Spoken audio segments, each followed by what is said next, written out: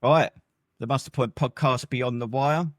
Here today we've got Rob Greaves. Welcome, the founder, or is it maybe it's co-founder of the At Ease Festival, Armed Forces T-shirt Day. He's got a remembrance celebration coming up. But let's start at the beginning, Rob. Tell us, I know I'm aware you've done 25 years in the British Army, but tell us who you serve with. Well, hey guys, thank you, and for allowing me to join you guys on your podcast. So, Rob Greaves joined the British Army as a junior leader back in 1987 down in Bovington at the Royal Armoured Corps Centre. Obviously, leaving school at an early age and joining up very early was a kind of a shock, really, I guess, to the system. But it's one of those things at that time of the you know in my life, it's something I needed to do and get stuck into. Carried on with that. Joined the Queen's Own Hussars out in Germany as my first unit as a tank soldier. Steve, I'm sure you'll relate to that one.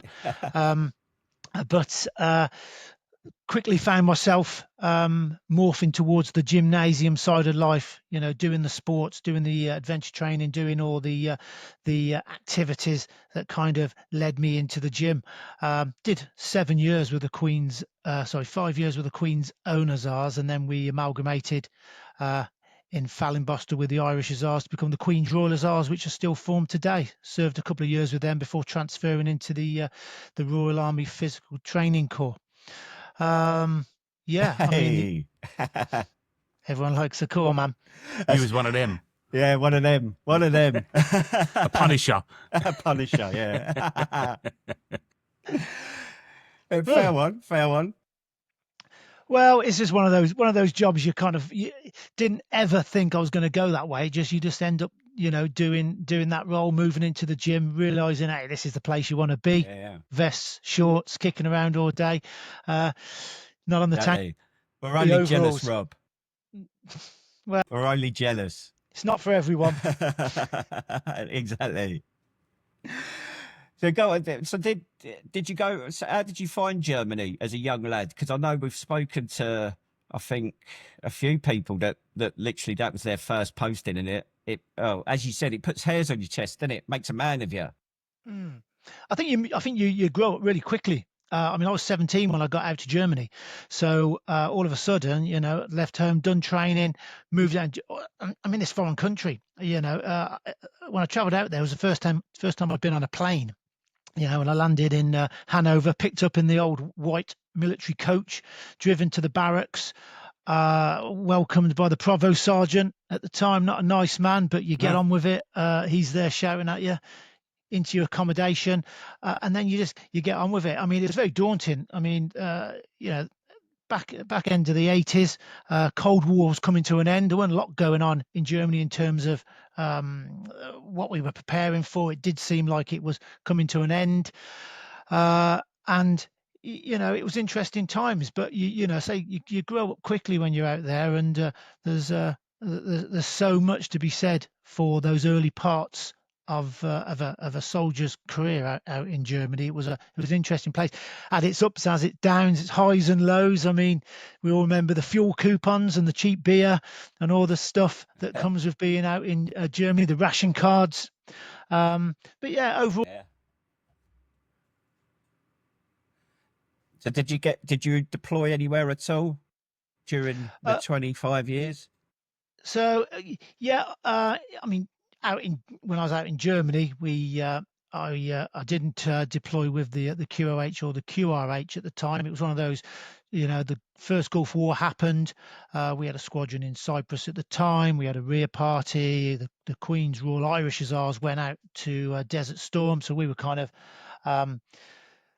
back in Germany. I transferred to the PT Corps in '96. Course 142, great bunch of lads. Still keep in contact with many of the guys I transferred with, and indeed guys from the QOH, QRH. Then served. Transferred straight away into the PT Corps and joined with the Royal Engineers and at Gib Barracks. Spent 4 years at Gibraltar Barracks as the corpsman there in the gym. Fantastic posting. Couldn't ask, for a better first post in the PT Corps. Surrounded by really good, motivated soldiers, instructors and staff. Obviously, it's a training regiment. It was good. In terms of postings, in my 25 years, I served in Iraq during the as a Q man out there, was it? Yes, yeah. Staff sergeant out in Iraq. Yeah, Sorry, at camp. but sorry, part of the PT Corps. Absolutely, yes, yeah, absolutely. At the Iraqi military training academy out in Al Rushdamaya, which was just north of the Green Zone in Baghdad. It was good. Happy days. So was you based in the Iraqis? Yeah, absolutely. It was an interesting one, really, because we got there just after the Americans had taken it over, and then the locals came in and ransacked the whole place because it was just it was seen as this land they couldn't go to at this camp, so it was ransacked by the locals. And then we moved in to rebuild it, so we had to rebuild the gym, the swimming pool. We had to recruit the soldiers back, the Iraqi instructors back into the academy, those that wanted to come. I reckon some of them that turned up saying they were PT weren't, but hey, we took them at face value.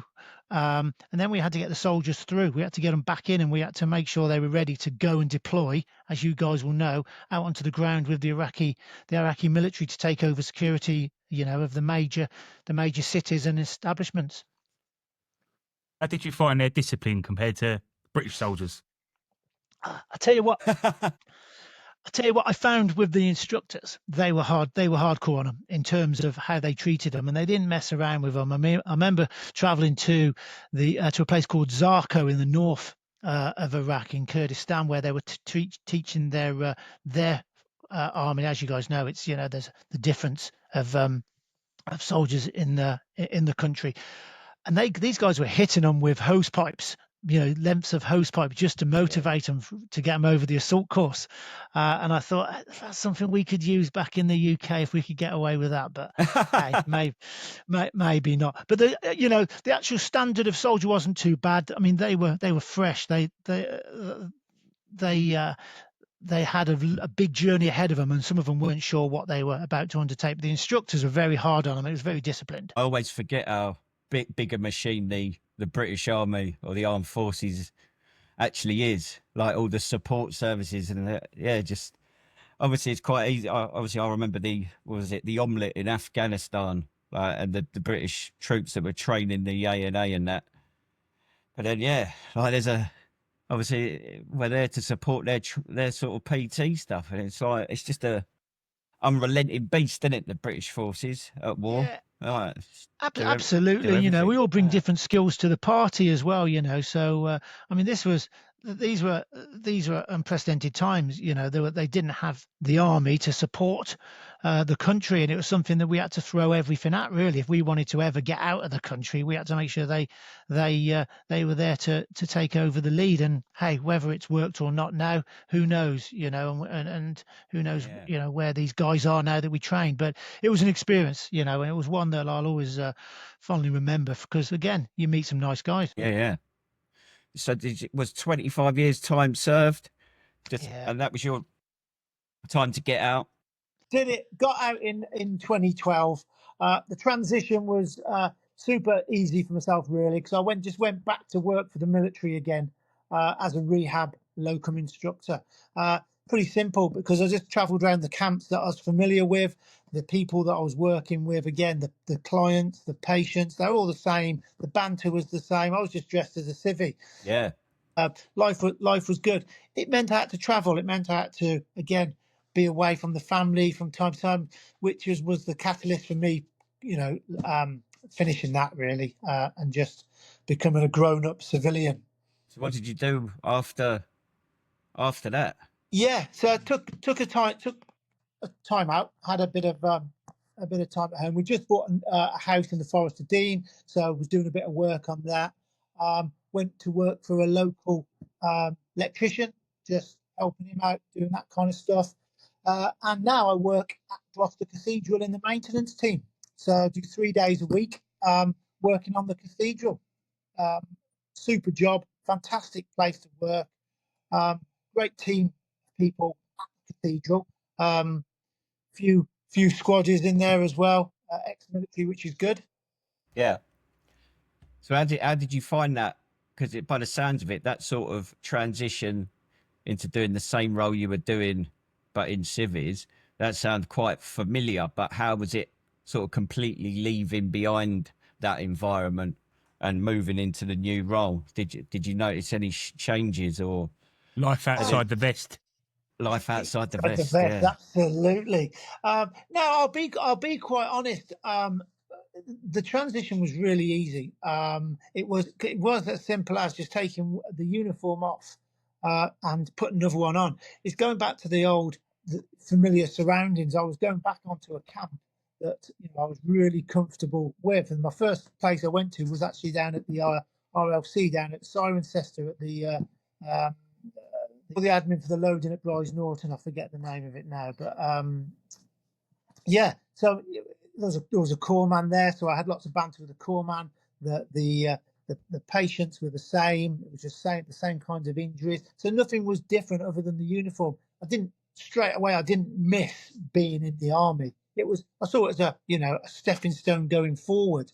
Maybe I'm very lucky that way. So I know some people do. So maybe I am very lucky. Obviously got family support around as well, which is always good. Some people don't have that. So the transition was really easy, to be quite honest, Stu. Few days. Well, that's good. It's what we like to hear. It's nice to hear. I mean, by the sounds of it, obviously it was recognised that you was away from home a lot, and it was like, well, let's reevaluate and readjust and like change that. Do you know what I mean? Like it's that thing. Like instead of just languishing in that, oh, it's not working. It's like, right, let's do something about it. And by the sounds of it, you did, and it worked. And I'm also very keen to to stay in touch with a lot of people that I was in the military with, and I think that's massively important as well. Not losing those connections. Easy to drift away, and some people you will drift away from, but your core friends are there, and they always will be. And I meet up, every year with friends from the PT Corps, where we go away doing a bit of climbing, a bit of walking, that kind of stuff. You press ups together. I bet there's some really white trainers going around there. Right. Why are we so predictable? Yeah. But also I engaged in the community as well with the local British Legion branch, and we had a good group, and we have a good group of veterans in the Forest of Dean that we meet up. We've got Royal Marines, we've got RAF, we've got Navy, we've got a load of Army guys, and we meet up, and we talk the same stuff as we did when we were in, and that's really helpful as well. But you have to go and find that, and you have to work at that. Life's different. You can't just go into a bar like the NAFI and expect to be the same people there. So you do have to work at it. And I'm keen that I continue to do that through the things that I'm doing with Armed Forces T-shirt Day, because it's about people. Yeah. And that's important. So you mentioned obviously one of the organisations you set up, Armed Forces T-shirt Day. So what led you to it? That's a weird one. It's one of those things. It just fell in my lap, really. I was, as you do, I was cleaning out my locker. Still call it a locker. It's not a wardrobe. It's a locker.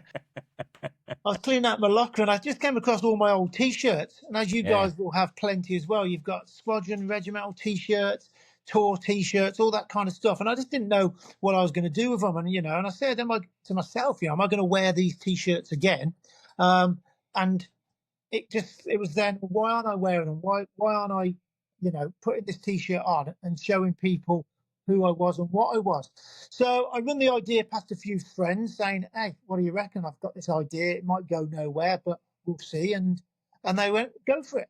So we set up a Facebook page, website, that kind of stuff. Armed Forces T-shirt Day. We chose the date, 1st of September, because it's in between Armed Forces Day in June and Remembrance in November. So a bit of a gap filler, a bit of a bridge in the middle there. And the idea is really simple, that we try and encourage as many people as possible, veterans, families of veterans, anyone wanting to support the armed forces community, to get a T-shirt on, get their squadron T-shirt on for that one day and be proud of what, you know, what they were and who they are. Yeah. And so when was this set up? When did you start this? So we're in our 4th year now with it. And the idea is it's a bit of a fundraiser as well. So in that, if you guys were to wear a T-shirt on the 1st of September, you go to the website and you donate £5 to our chosen military charity that we've chosen for the year. So we swap the charity every year, so we don't become, you know, stagnant in the same charity. So we swap it, because there's loads of military charities out there that need support. And we started with the Royal British Legion. Then we went to Combat Stress. We did Scotty's Little Soldiers last year, which I know, Steve, you'll know well. And this year we're doing the Forces Employment Charity. And every single penny that we raise goes directly to them, because we are just completely non-profit. And the idea is we just create this community of people wearing the tops, you know, getting people to talk about it. Yeah. And so 4 years after starting, how much engagement do you get? It's a tricky one, because it's like anything, you know. The first year was really slow. People were saying, well, what is it? What's it about? So you're having to repeat yourself. The year after, with Combat Stress, it went really well. We had a good few takers on it. But again, it's getting over the line, getting it out there. Last year with Scotty's Little Soldiers was quite a bumper year for us, because that's the first year that we did our festival as well. And again, all the money from our festival goes to our chosen charity. And this year, Forces Employment Charity have been really, really good, because they're pushing it out to all of their businesses, to all the people that they are engaging with. So we've had quite a bit of interest this year. So I'm hoping that this year will be, you know, an increase on last year, and going forward, it will just keep rolling. Yeah.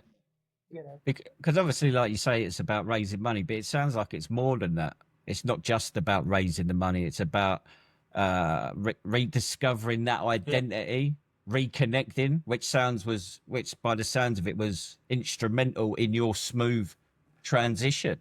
Yeah, 100%. I've always maintained, I've got the saying that, you know, it's people before profit.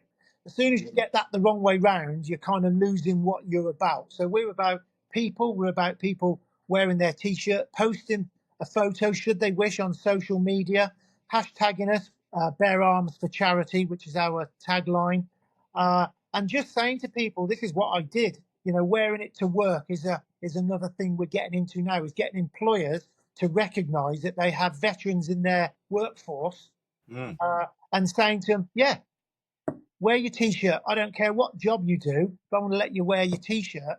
And if the company want to engage as well, we have our own bespoke Armed Forces T-shirt day T-shirt being worn today by myself, that they can buy and wear. And £5 from every sale of our T-shirts goes to the charity as well. So it's getting everyone engaged. It's about people. So do you have individual squadrons and regiments on the website of T-shirts?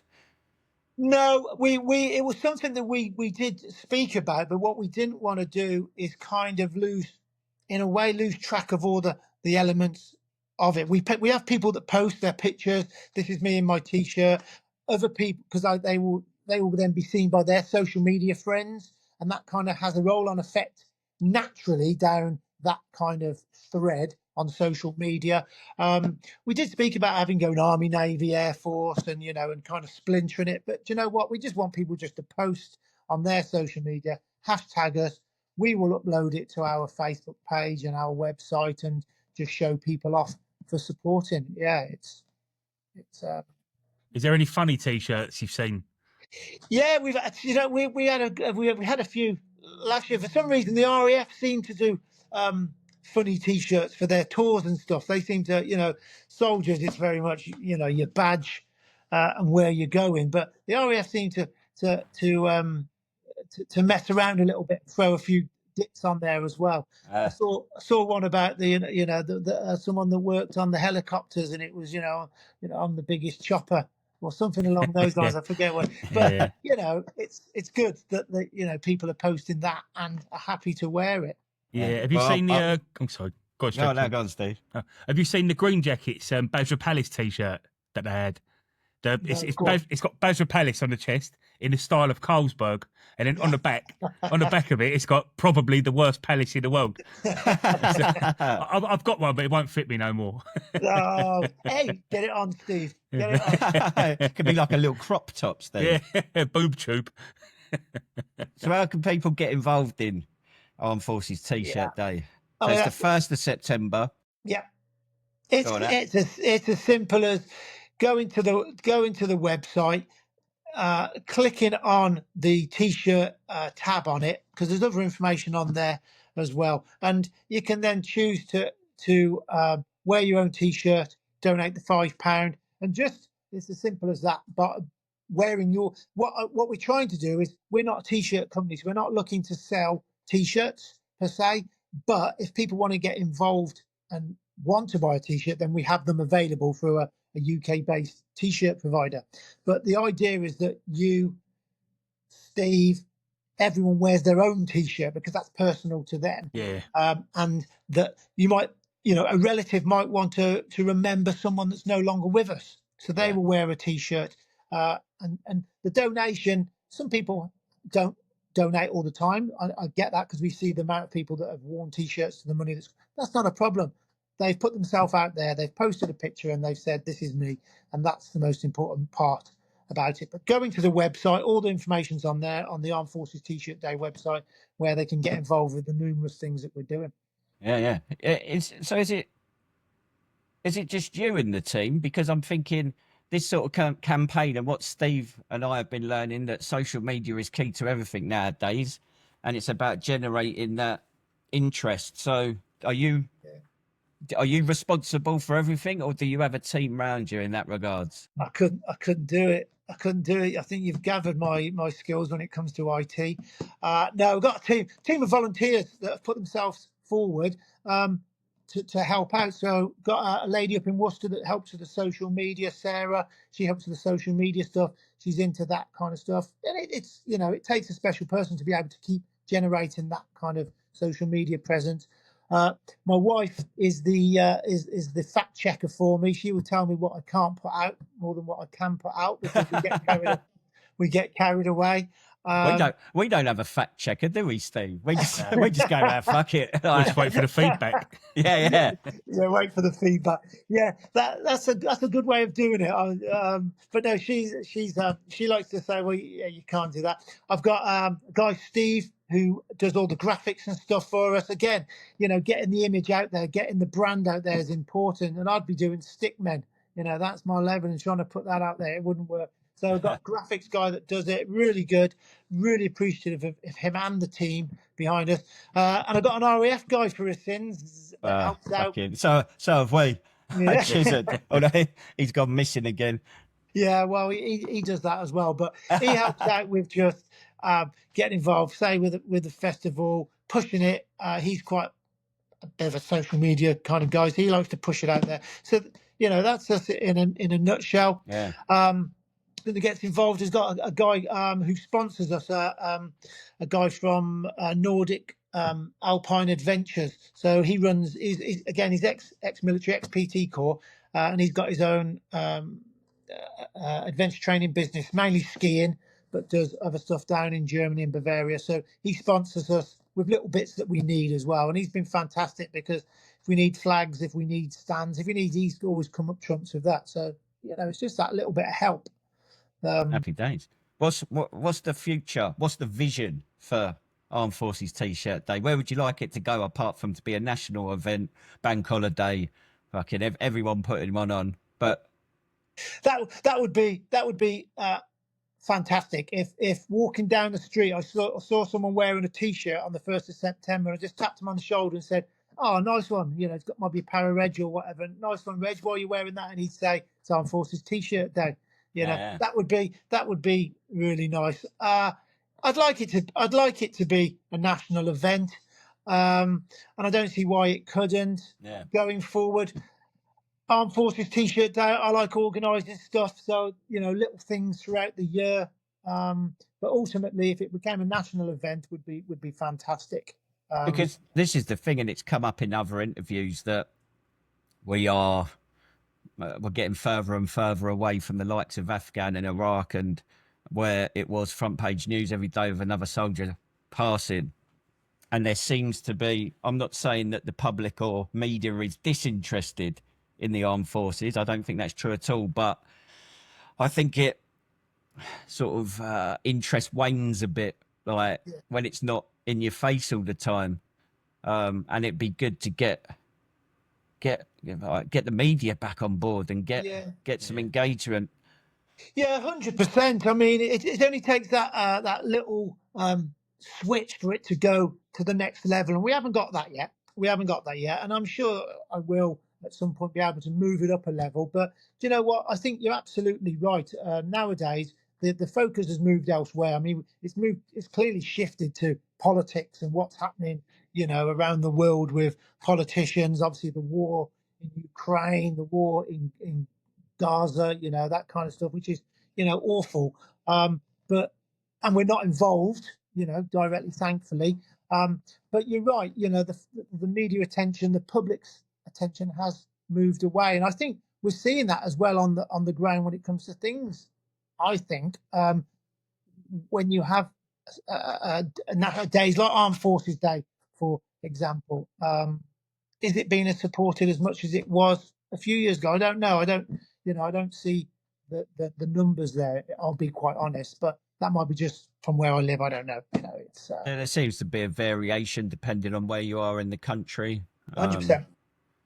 I think also you mentioned earlier on about getting it into businesses to allow to show their support for maybe reservists they have in their company. And obviously I've done a lot of research and reading around the Armed Forces Covenant, and these sort of big companies and, well, any organisation can voluntarily sign up, and part of their pledge can be to promote the armed forces and reservists. And I think well, considering a lot of them are happy to jump on the PR bandwagon and have their pictures with minor rules saying, oh, look what we do. But then when the reality kicks in, they do fuck all. I think it'd be an easy way for them to get behind it. I honestly do. If you get their employees to wear their T-shirt and they pay the $5, then the employer pays the $5 for get involved that way.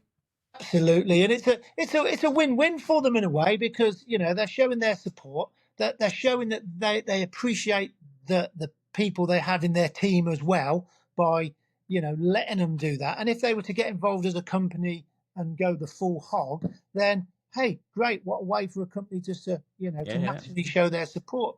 Have you engaged with any companies over it at all? I was wondering, and if you've had any feedback from them.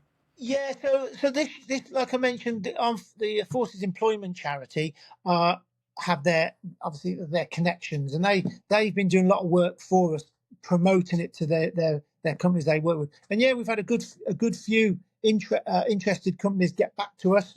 Yeah, asking for so we've got some posters, PDF online posters that we send to them, QR codes on how they can get involved. It's only a case of scanning straight, it's easy on a smartphone. So all that material's out there, and there are some companies, BT. We've had emails from BT interested. So I know that's a big veteran employer.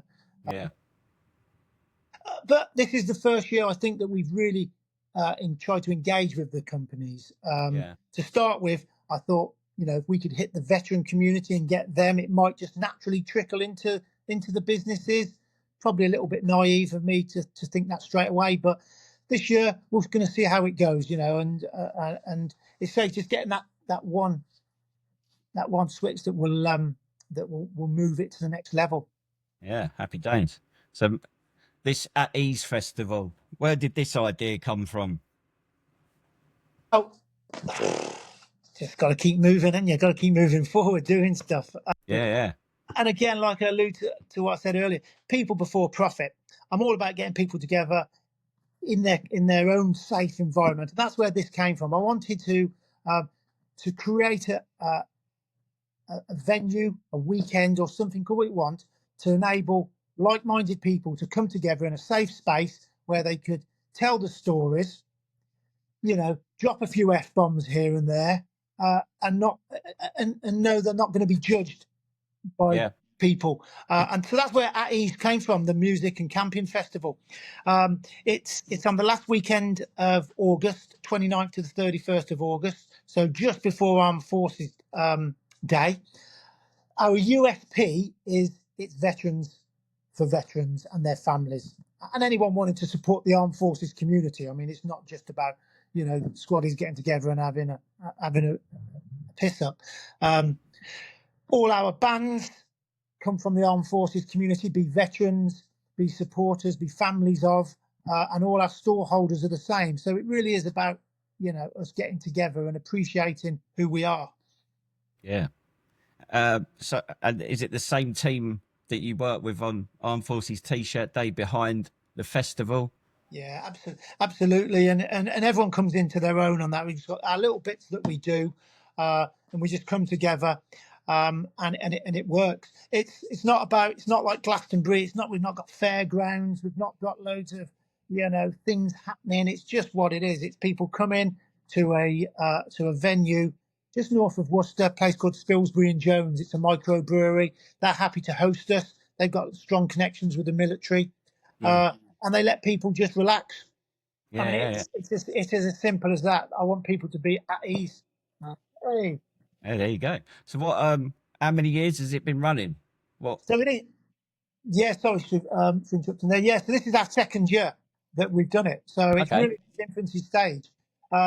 We sold out last year tickets, and we've sold out this year. Not massive numbers. We're talking 350 tickets, but in terms of people together, I think that's enough. We don't want to lose sight of what it's about. Yeah. And going forward, who knows? But we certainly won't be looking to expand beyond our own capabilities. Yeah. I noticed when I went on the website. I mean, what was it? 20. It didn't strike me as a lot of money for a weekend of sort of music and like camping. Just remind me how much the weekend ticket is. Yeah, a weekend ticket for one person. We're doing it priced per person as opposed to a camping pitch and all those other kind of options. We did it per person because we want to attract that veteran on his motorbike that wants to come on his own, for example, and not have to pay stupid amounts. So it's £37 per person for a whole weekend. So that's 2 nights camping and 2 nights of festival music. And it goes back to my people before profit. The people we get there, I want them to enjoy their experience and know they haven't had to shell out a lot of money. It's as simple as that. I think that's probably one of the reasons we've sold out. It's good value, and they can see the benefit in it. Yeah. And how many people are you expecting this year? So I reckon in total we'll have 400 plus, which I'm really happy with. We've got some great acts, got some great veteran bands going on. Give them a shout out. Who we got? What can people expect this year? So Friday night we're kicking off with a gentleman from he's an ex-Queen's Royal Hussar. His name's Stefan Daniel, and he's doing your classic country type music. So he's on his own. He's got his guitar. He's got his hat, and he's going to be kicking off with that. Great solo artist. We then got a couple from Plymouth. One was X-59 Commando. One was a Royal Naval man. That's where we go with that. And they're called Mods Unplugged, and they are your classic mods. Okay, nice. So really throwing it out there. They're good. After them, we've got a band called Laurel Canyon. Laurel Canyon are 2 couples. One was an Army Air Corps officer, and one was a ex-Royal Marine with their wives. And they do Laurel Canyon scenes. They do the Mamas and Papas, all that kind of groovy music. And then we've got to finish off, we've got a duet called Make Mine a Double. They are your cover version rock songs And they're actually playing at a festival, big festival up here called Lake Fest this year as well. So they're really good. That's a Friday night. Saturday, we've Bloody got. hell, that was just the Friday night. I thought that was the whole weekend. No, man, that's just the Friday. Fucking hell, go on. Saturday, we got it going on again. We've got a band called Bandage. Bandage. They've got some senior gentlemen in their band, but again, they're just your classics. So they're kicking us off at midday.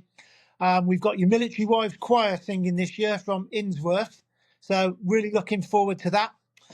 We then got a PT corps man Standard. man from Q&M. I think he spent a lot of time in the QM's department.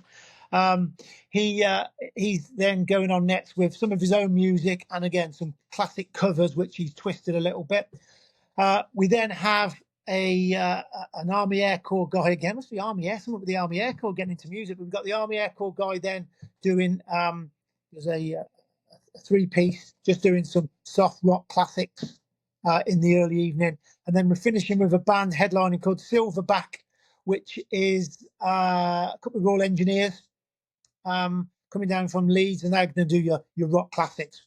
Hard on the drums, hard on the guitar, hard on the vocals, and just seeing us out the night with some classics. So Nice. It's going to be good. Sounds like you've got literally you cater for every squaddy type of music going. Like everyone's catered for. I think it's worth noting that this is for families, isn't it? It's not just for. I also recognise the fact that everyone in the military has a family behind them, and it's without that support that we are unable. We're able to do our jobs properly and effectively, knowing that we've got that support behind. And it's tough on the families, as you know. So it is the families. It's families just as much as any of the veterans and anyone that's wanting to support the armed forces community. I mean, it really is about getting people together that have got the right mindset to come and enjoy it. And we have a good bit of banter there.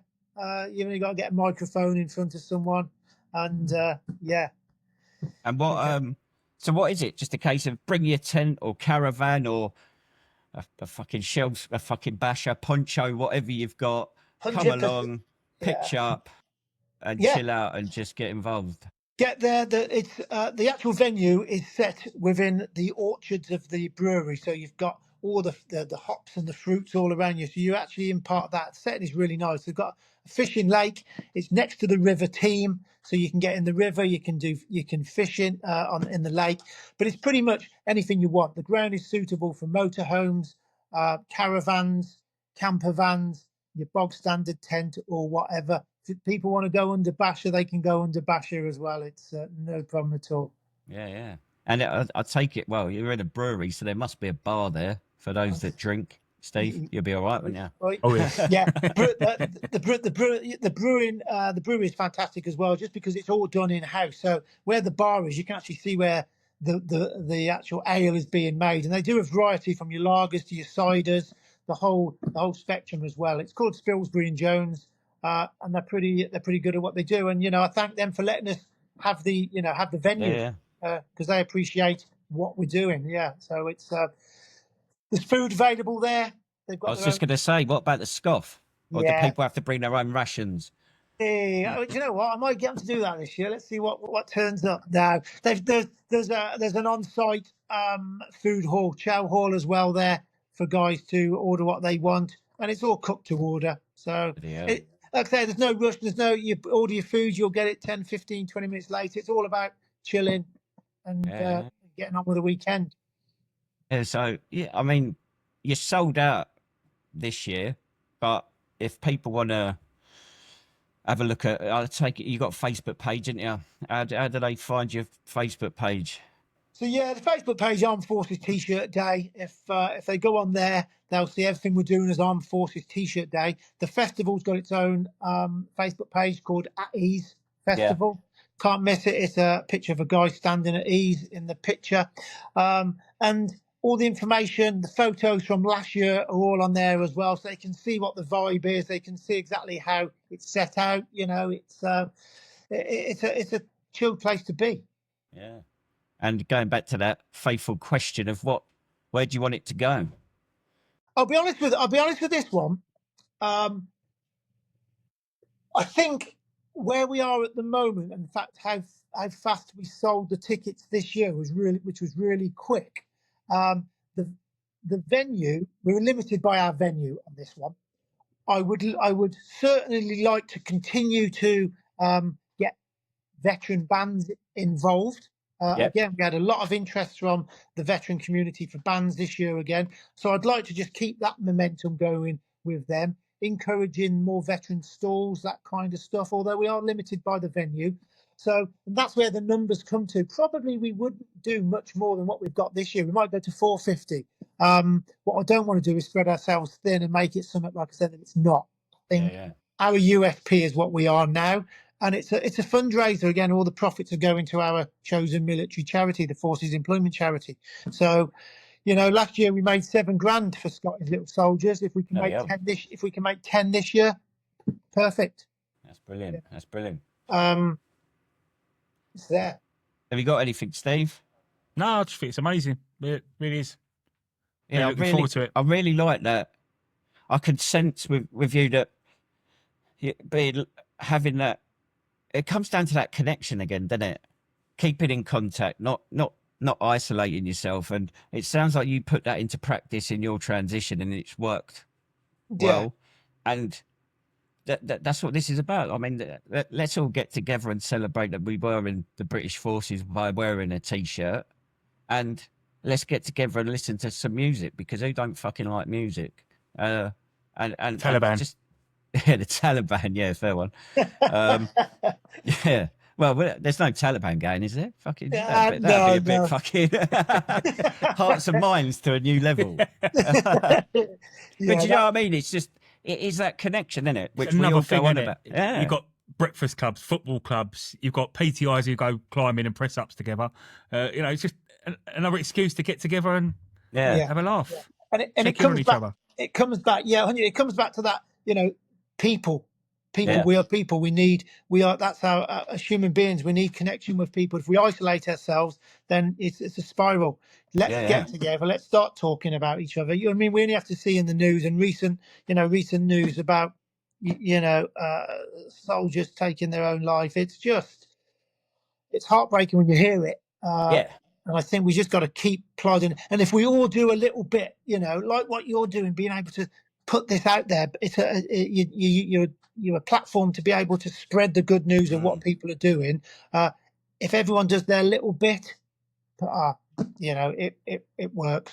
Well, that comes back to the other thing which gets brought up, that in the forces we were taught teamwork, to be part of a cog, to be or the sum of the parts are greater than the whole thing, or whatever the saying is. And in post-service life, seems to have been forgotten a lot of the time, and it's about bringing that back and working together for the greater good, as it were, for the benefit of each other.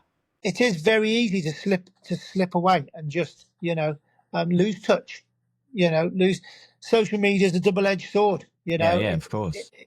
But you have to work at it. Even on social media, you've got to work at keeping the connections, keeping those friendships going, because it's easy just to drift away, because we've all got hundreds of Facebook friends. Some of them probably aren't, as friendly as some of us, but you have to work at what you've got in your own little segment of it. So let's do it. Let's get to the festival. Yeah. So the festival, Ease Festival. So it's the last weekend of August. Yeah. Down in remind me of the brewery. So it's Spilsbury and Jones. It's just north of Worcester on the River Team. It's a nice remote location. Yeah, we couldn't ask for a better location, but it's got everything going for it. Thirdly, if you haven't got a ticket for this year's one, you've missed out. But we are in talks, so hopefully Steve and I will be broadcasting live from the festival this year. If we're not broadcasting live, then it'll be recorded that day and then aired in the evening. So tune into that and see.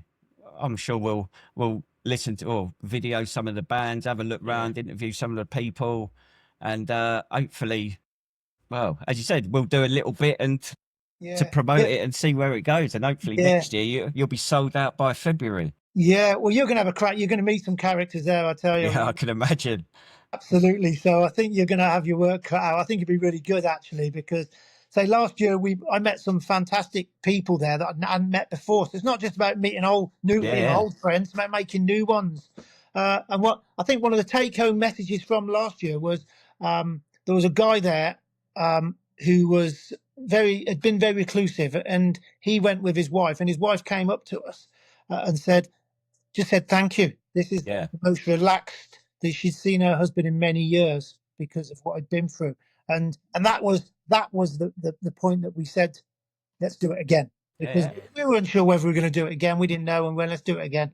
It's got that's just that one comment was enough.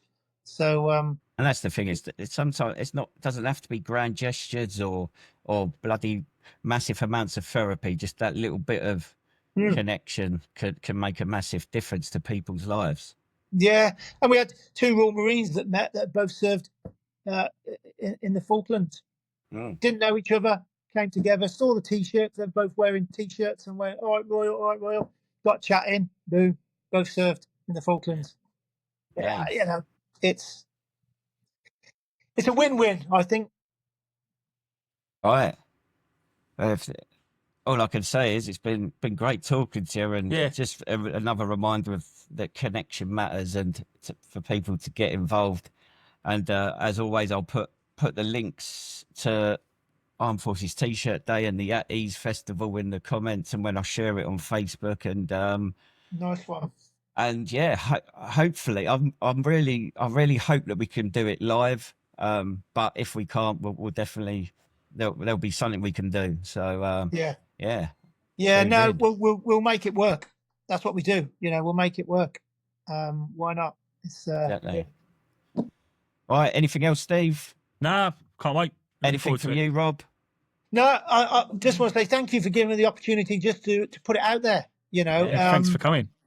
You guys doing a great thing. I love watching your podcasts, and it's because it's real. What you're doing is real, and you're not shying away from any taboos, any things that that's what it's about.